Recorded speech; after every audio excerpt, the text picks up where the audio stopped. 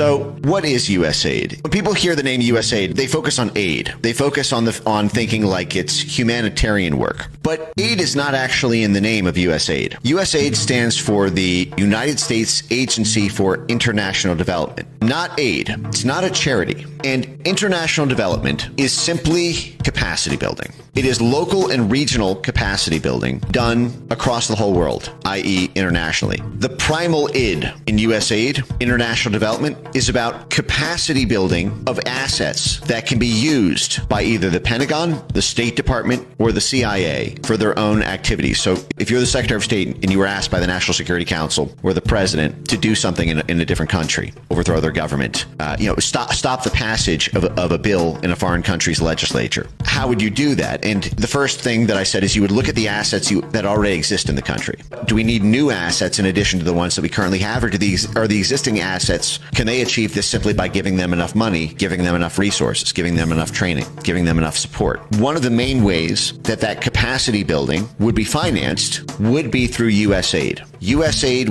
would say that it's doing something, funding a hospital system, funding universities, funding civil society organizations, funding media institutions, funding independent media in the region. Sorry, there's something in my eye. Independent media in the region on USAID payroll. And those institutions, those assets, would then be bigger and more powerful and more capable more capable of serving the State Department's goal, aka advancing U.S. national interests. USAID has a bigger budget than the State Department, over $50 billion.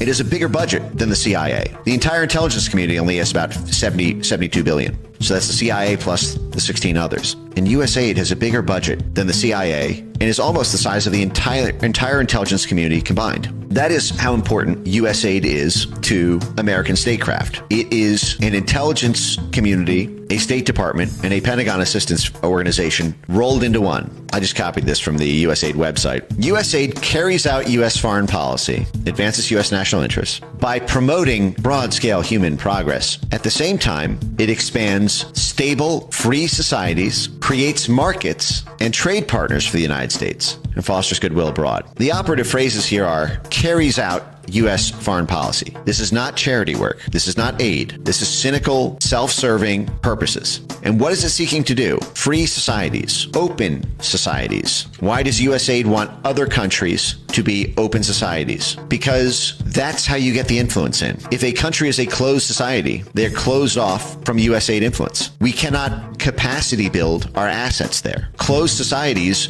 box USAID out. China is a closed society. That is why we have not been able to topple the government of China, despite having tried for 100 years now almost. We have not been able to topple Putin from Russia. Why? Because Russia is a closed society. Like China, they kicked USAID out. It is not an open society. And so the USAID can't just take over their entire media ecosystem by funding 100 different media propaganda outlets in the region to sway hearts and minds. And remember, that's what this is. It's hearts and minds and cash. That's what soft power is. They call it hearts and minds work, but it's cash that does the moving of those hearts and minds, especially of the leaders of the movements.